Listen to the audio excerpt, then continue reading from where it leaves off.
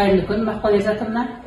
Бүгін сіз бастауыш сынып мұғалім байқауына қатысып өз бағыңызды сынамақшы екенсіз. Адамның адамшылығы ұстаздан демекші, бір ауыз сөз өзіңіз жайлы айта кетсеңіз. Сәлеметсіздер ме? Мен осы Киелі Абай облысы Аягөз ауданында 1986 жылы 12 желтоқсанда дүниеге келдім. Мен 2004 жылы 11 жылдық мектебімді тәмамдап, 2004 жылы Мұхтар Әуезов атындағы педагогикалық колледж оқуына түстім. Мамандығым бастауыш сынып мұғалімі. Мамандығымды 2007 жылы тәмамдап, еңбек жолымды 2007 жылы Аягөз ауданы Мамырсу ауылы Сабыржан Ғаббасов атындағы орта мектептен бастадым. Одан сырттай жоғарғы оқу орнына тапсырдым.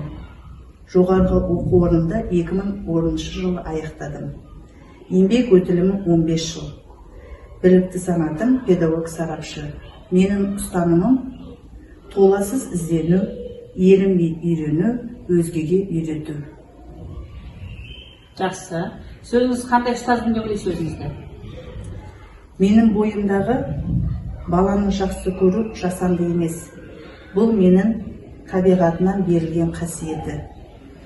Оқушыларға аяушылық, төзімділік, сенімділік ең басты қасиет деп ойлаймын. Мен әрдайым іздену үстінде жүремін.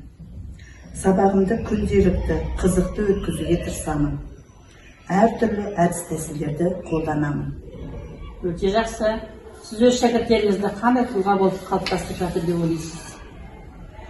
Менің шәкірттерім отанын сүйетін, жан-жақты, адал, еңбек ететін, адамгершілігі мол, өзіне сын көзбен қарай алатын, күрделі жағдайларда нақты шешім қабылдай алатын тұлға тәрбиелеп отырмын деп ойлаймын. Жақсы. Мақпал Ерзатовна, сөзімді қорытындылай келе, бүкіл қоғам болып, ата-ана болып, ұжым болып, оқушылардың алатын білім сапасына жауап береді дейді. Сіз не дейсіз? Ең бірінші өзім жұмыс істеп жүрген мектебімді өз үйімдей көремін. Ал оқушыларымды балаларымдай көремін. Ал әріптестерімді өз достарымдай көремін. Және мен өзімнің өмірімді мектептің қоңырауынсыз, балалардың шуынсыз өмір сүре алмаймын. Егер де маған таңдау беретін болса, мен міндетті түрде осы ұстаздық жолымды таңдар едім.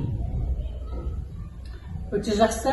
Бүгінгі бізде сұхбатта болған Сабыржан Ғаббасов атындағы орта мектептің бастауыш сынып мұғалімі Мақпал Ерзатовна. Сіз бізге келіп сұхбат бергеніңізге үлкен алғыс айтамыз. Алдағы өтетін байқауға сәттілік тілейміз. Осы байқауда жеңіспен оралыңыз.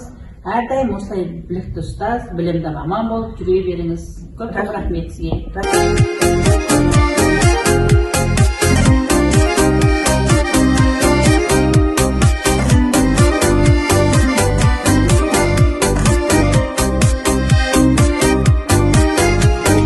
Сынақтарда қолап төзім, сіз дарытқан дос болды бірақ төзім.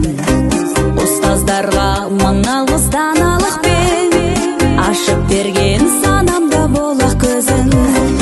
Өз тағдырын білімсіз қорамақ кім, ұстаздарым бастауы ұлағаттым.